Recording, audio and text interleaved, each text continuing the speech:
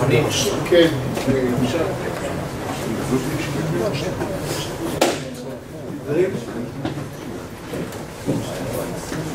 ערב טוב, אני ישראל נברוס, אני רוצה להציג לכם בתחום שוק מאוד מעניין שזה שוק אדידוס, שוק ותיק שעובר עכשיו מגמות שינויים מהותיים בשוק ונספר קצת על ההתפתחות,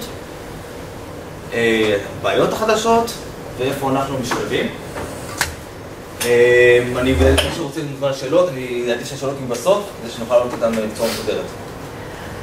אז ככה, בואו נספר קצת מה זה, אנחנו מדברים על שוק אדידוס. שוק אדידוס, 15 שנה בערך בשוק, קיים, אנשים באים, קונים את זה אונליין. 2 כוסות קפה ויש לך תקיפה למתחרה לשעה, או סתם מי שאתה רוצה להוריד אותו בשעה.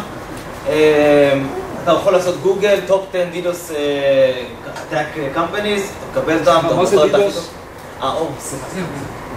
דוס אנחנו יודעים. זה מערכת הפעלה. זה טוב שתיקנתם אותי. אני עוד בפורט. התקפות דידוס, סליחה, טעות שלי.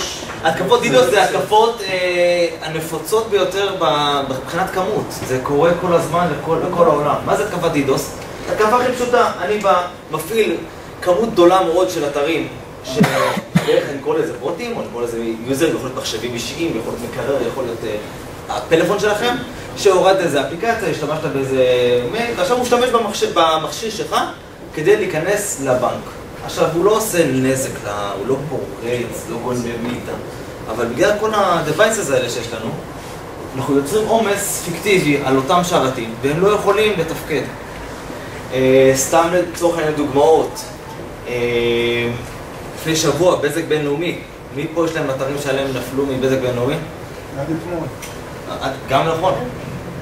אז כן, זה אחד מהמקרים, זה קורה כל הזמן. ויש להם חוות שרתים, וקנו קופסה ב$10 מיליון, וזה אמרו להגן עליהם, ואנחנו רואים שאין היום פתרון לזה, כי המתקפה כל כך פשוטה, יש בכל רגע נתון 52,000 בוטים שמסתובבים בחוץ, שפשוט אפשר להשתמש בהם. כל האקר יודע על זה, מתחלפים הבוטים, וזה מידע משותף לכולם, משתמשים בזה כדי ליצור עומס פיקטיבי ולהוריד שרתים בצורה מאוד פשוטה. Denial of service. Denial of service, כן. אז התקפות מניעת שירות. אז הסברנו כמה זה קל, כמה זה נגיש. בואו נספר קצת מה קורה בשוק הזה. אם כולם מכירים את הווליום אטאק, זה התקיפות הנורמליות שמציפים את הקו תקשורת, מעמיסים אותה, יש לך קו תקשורת של 10 ג'יגה בייט, אז הם ממלאים אותך ב10 ג'יגה בייט, אתה לא יכול לקבל לג'יגה בייט הנוסף, כל משתמש נוסף לא יכול להיכנס. זה כבר פתור. עוד מוז. התקיפות החדשות זה התקיפות אפליקטיביות. תקיפות אפליקטיביות הן אותן תקיפות שבאות מתחת לעולם, מתחבות, מדמות לאנשים נורמליים, והן לא מחפשות להעמיס לך, הן רוצות לבוא בשקט, לחפש את כל הנקודות האי-סימטריה אצלך בשרתי האפליקציה. לדוגמה, שורת חיפוש, כל אתר יש שורת חיפוש, נכון? שורת חיפוש, אני לוחץ חפש לי את האות א', ב', ג', לא משנה, הוא בעצם שולח אחורה לדאטאבייס ומתחיל לעשות איזשהו חיפוש מאחורה. זה נקרא אי-סימטריה, כי אני שלחתי בקשה קטנה, תביא לי את האות א', ועכשיו הוא מחפש את כל האות א' בכל האתר, הוא עובד קשה. כדוגמות כאלה, כל קובץ שיש לך, אני מבקש לך, תביא את הקובץ, תביא את התמונה, תביא את הסרטון, בשביל אותו שרת להוריד את הסרטון, להביא את התמונה, זה יוצר עליו עומס, ובקלות מאוד אני יכול להוריד שרתים על ידי אותן תקיפות של נקודות יותר חולשה. בסופו של דבר, מה שקורה, התקיפות האלה עוברים את כל המערכות הגנה הקיימות, IPS, יוצרים יהודיים לדידוס והכל, בגלל אותן סיבות טכניות, אנחנו רואים אותן כמויות ה-LSIPs, רוטייטינג, עולה, יורד, הכל משתנה שם. אבל אני רוצה להדגיש על עוד נקודה. שהיום מראים זה ניתוח של סאנס. היום מראים שהתקיפות האפליקטיביות הן יותר נפוצות מהוולומטריות. למה? כי היום כדי להוריד מישהו בתקיפת דידוס, אתה חייב להשתמש בתקיפה אפליקטיבית. תקיפת דידוס וולומטרית, על הפרוטוקולים, תתקוף, לכולם יש במערכות, הקו מתרחב, יש לך קו אלסטי באמזון, זה לא בעיה, תתקוף מישהו שיש לו שרת באמזון ויש לו שרתים אלסטיים, אז פשוט השרתים שלו משתכפלים לא תצליח להפיל אותו, אבל מה, הנזק שאתה גורם לו, כל שרת מחייב אותו. אז בסופו של דבר יש פה ווין-ווין ביזנס לכולם, גם לתוקפים וגם לאמזון. אז זה בעצם מה שקורה, התקיפות האפליקטיביות הן השולטות, ועכשיו בואו נדבר קצת מה אנחנו עושים. באמת אני שיחה פה עם שלום. בדיוק לפני שעלינו ואמרנו, דיברנו על התחרות של תוקפים מול מגנים. וכל הזמן בא התוקף, מביא כלי חדש, והמגן בא, פותר אותו, זה פאצ'ינג, זה תוקף מגן, וזה רץ כל הזמן. גרטנר אומרים שהסוף לזה יהיה דווקא כשיבואו מכונות בצד של המגן. כשזה יהיה מכונות שפותרות עצמם, כשנותנו מענה אוטומטי, זה מה שייתן גם את הפתרון. כי המכונות מלמדות את עצמם. יבוא האקר, ינסה משהו, הם ילמדו את זה, ילמדו לפתור את זה כל הזמן, וזה לא יצטרך את האנשים מאחורה. אז אנחנו מדברים על מכונה אוטומטית. בואו נדבר מה המכונה האוטומטית הזאת יודעת לעשות. היא יודעת מרגע תחילת התקפה עד העצירה ב-20 שניות. זה הקסם שעושה. אם אנחנו מדברים היום על שוק של תקיפות דידוס, אנחנו מדברים ממוצע 90 דקות. 90 דקות לעצור מתקפת דידוס, שזה עוד סביר, זה נחמד. מי שהוריד אותו 90 דקות, לא סוף העולם, זה לא יום שלם, זה לא HVC שהיו כמה ימים למטה. אנחנו מדברים עכשיו על העולם חדש, 20 שניות. עכשיו, לא נדבר יותר מדי, נראה איזשהו סרטון, איך מערכת התקפה בזמן אמת שעשינו. אני רק ברמת סקנינג, מי שרוצה להגיד יכול להרחיב, יש פה מערכת אוטומטית שממפה את כל השירותים שיש לכם באתר. כל עמוד, כל לינק, במפה, יודעת להגיד ברמה כמה SLA של כל נקודה. יש לנו את המדד ריסק, כמה מהטראפיק ירוק זה כמה נקי וכמה זה אדום. וכשמתחיל מתקפה אנחנו רואים שהמדד עולה, הכל מגיע תחת ריסק, גם הסרוויסים וגם השרתים עצמם תחת ריסק. וכבר, מה שאתם רואים פה זה כבר חתימות שנוצרו בצורה אוטומטית. יש הריסק כבר ירד, השרתים יכולים להיות ירוקים, זה תקיפה אמיתית. זה תקיפה אמיתית, מערכת זה אתר מסחר אמיתי, יושב באמזון, מאחורי כל המערכת הגנה של דידוס של אמזון. לקחנו, שכרנו האקרים מחול, אמרנו להם, לכו, do whatever you want, 4 ימים.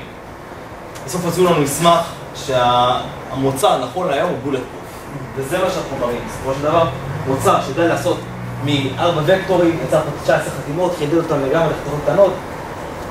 אנחנו רואים כמות תקיפה לעומת הקו הירוק, שזה בעצם הטראפיק הנקי. אנחנו רואים שזה ממש בסקיילים גבוהים. ואנחנו מראים את הדבר הזה לכל תקיפה. אחרי שנגמרת התקיפה, נמחקים החתימות, זה לא מעניין אותי החתימות, אני memoryless, אני לא יושב, אין לי latency, אין לי את כל מה שאנשים מכירים מהעולם הישן, אין פה. זה הדבר החדש שמלמד את עצמו לכל אחד, עוטף את עצמו במערכת הגנה שלו, זה תופר מערכת הגנה לכל לקוח, בצורה אוטומטית. המוצר שלנו הוא תוכנה, הוא לא מייחד שום מוצרים, לא קופסאות, לא... אני יכול לשבת אינליין, אני יכול לשבת אופליין, אני יכול לשבת בענן. יש לי כל הלקוחות האלה זה מה שיש לי כיום, זה כל האפשרויות שיש לי היום כבר. אנחנו כן מתרחבים לעוד עננים, ובואו נרחיב קצת על הרעיון מאחורה. אז איך הגענו בעצם לכזה רעיון? השותף שלי, יש לו PhD באינפורמטיקס, הוא הביא את הרעיון ממודל לחיסון של גוף האדם. יש את המודל המאוד ידוע של אנטיגנים. הגוף ברגע שהוא למד משהו אחד, אז הוא כבר יודע איך להילחם נגדו בפעם השנייה. מה קורה אבל כשמגיע סוג מתקפה חדש, בקטריה חדשה, נכנסה לריאות?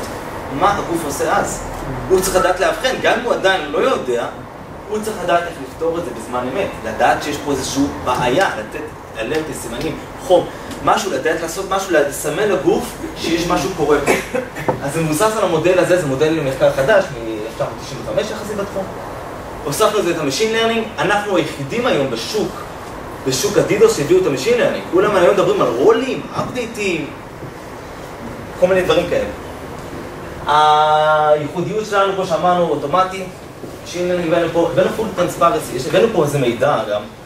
החלק הזה שאני בונה לכולם את מפת השירותים, זה משהו שלא קיים היום. אני יודע להגיד לכל אחד, בזמן אמת, מה ה-SLA של כל נקודה, כמה זמן לוקח להיכנס, כמה זמן קאש, כל נקודה במערכת. זה טוב למרקטינג, זה טוב לך לביזנס, זה טוב לך להרבה יותר מאשר לדידוס. אני יכול להגיד לך גם שהשרתים שלך לא מתפקדים, גם לא קשור לדידוס. אז אני מ-day one מביא value ללקוח. וכמובן, הרעיון שלנו שהוא scalable לתוכנה, שאנחנו מביאים פה זה מוצר תוכנה ולא מוצר קופסה פיזית שמחמיד על הלקוח. קצת לגבי מרקט, אנחנו רואים המרקט הוא קופץ באחוזים ניכרים כל שנה. כל שנה עולה. אנחנו מדברים רק ל-2017 הולך להגיע ל-1.6 ביליון דולר. 23% אנחנו רואים גידול שנתי. סתם שתראו מה מוכרים את המוצרים האלה, מוכרים מוצרים, מתחיל לקוח $50,000 שנתי ומגיע למיליוני דולרים. קצת על היזמים, אנוכי, מרקי מצוב, דורון הוא ה-PhD באלפומטיקס. חשיפה שקיבלנו, כתבו עלינו ככה בחו"ל, האקרים, מתעניינים מאוד לראות את המוצר שלנו. וכיום אנחנו באמת, אני פה גם כי אני רוצה, בשלב הזה, להיכנס לעוד לקוחות. ומה שאני מחפש, אם יש לכם רעיון, לקוחות, אנחנו עכשיו בשלב הטמעות, וכמה שיותר לקוחות, אנחנו רוצים להיכנס, לתת להם את המערכת ולהראות proof of value. לתת להם 3 חודשים, עובד לכם תשאיר, או לא עובד, אני לוקח את זה חזרה. תודה רבה. איזה בינלאומי לקח? אחר לוקח. אחר יש לנו גישה. גישה אל השבוע. כך חברה כמו פורסקאוט, שנמצאים בסביבה דומה וקרובה, והם כבר עם לקוחות וכולי. להם, מה הבעיה בשבילהם לגשת ובסופו של דבר לפתור גם את הבעיה הזאת, ואיך אתם יכולים להתחרות מול כאלה, גורילות כאלה? השוק הזה, זו שאלה מאוד טובה, כי השוק הזה הוא שוק של גורילות. הוא שוק של גורילות, ואיך סטארט-אפ קטן, 7 אנשים מבאר שבע ילכו ויתחרו. אז השוק אומר... השוק אומר את דברו. השוק אומר, כשאני באתי ונבחרתי דויטשה טלקום, 12 סטארט-אפים המובילים של 2015, אמרו לי, אנחנו רוצים אותך. אמרתי לה, אבל יש לכם קופסאות של ארבוס, שילמתם $מיליוני, מיליוני... מה אני הקטן יכול... התשובה היא שלהם אין את הפתרון לאפליקיישן ליום. אני אספר לכם דוגמה. כל הפתרונות הקיימים היום עובדים על לעבוד על כל פוקט של הנטוורק, לפתוח כל אחד ולנסות לקרוא אותו. עכשיו, אם יש לך סדר גודל של, אתה שומר על קו של 10 ג'יגה-בייט, 30 ג'יגה-בייט, זה המון טראפיק, אתה צריך מכונות אדירות שישבו, אז הם לא יכולים, גם כוח עיבוד שלהם לא מספיק חזק כדי לרדת לעומק לכל אחד ואחד. הייחודיות שלנו בנושא, אנחנו לא מסתכלים על 100% מהטראפיק.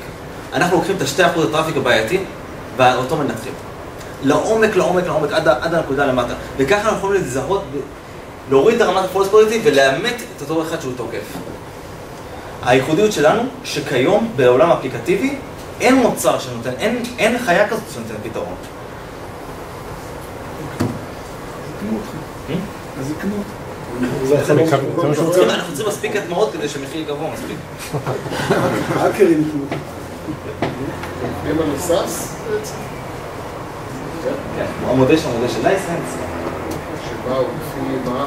אפליקציות, לפי שרתים, לפי מה? אז זה בנדל שמורכב מכמות ה-URL, כמות הסרברים, אם הוא צריך מספר סרברים צריך גם לא בנדל לפני. זה בעצם בסופו של דבר הוא מקבל תוכנה אחת, הוא מקבל אימג' אחד שאותו הוא מתקין אצלו. הפשטות פה שאפשר להתקין את זה מרחוק, אפשר בשעתיים כבר להיות אצל הלקוח ולהגיד לו תודה רבה, המשכנו הלאה. זה הייחודיות שלנו, אתה לא מסבך את הלקוח עם קופסה, איפה אתה שם את הקופסה, איזה חוט אתה מחבר אליו, איך אתה... קח תוכנה, הוא מביא לו את הספציפיקציות מראש, הוא מקבל את ההוראות, מה הוא צריך להכין מראש, עושה לו את ההתקנה ואני אומר לו תודה רבה.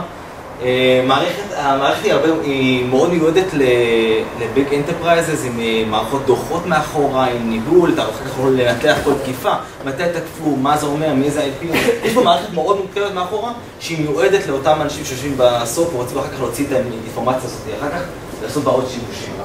אז כבר הסתכלנו צעדים האלה קדימה, כיום אנחנו מוטמעים בכמה מקומות, אוניברסיטאות, אנחנו מוטמעים בכמה פיננסים, ואנחנו מחפשים לעוד לקוחות, לתת להם את המערכת. אנחנו רוצים להראות שהשוק מספיק מבין ובוגר לשינוי שקרה בתחום, ופה אנחנו נמצאים, יש לכם רעיונות, אני אשמח שתפנו עליי ולהגיד למי אני יכול לגשת.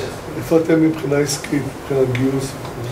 עשינו סיד מחממות, אלביט ומדען ראשי, אלביט גם מפיצים אותנו בחו"ל, דרך סייברביט. אנחנו הולכים לראונד A, יש לנו מספר הצעות.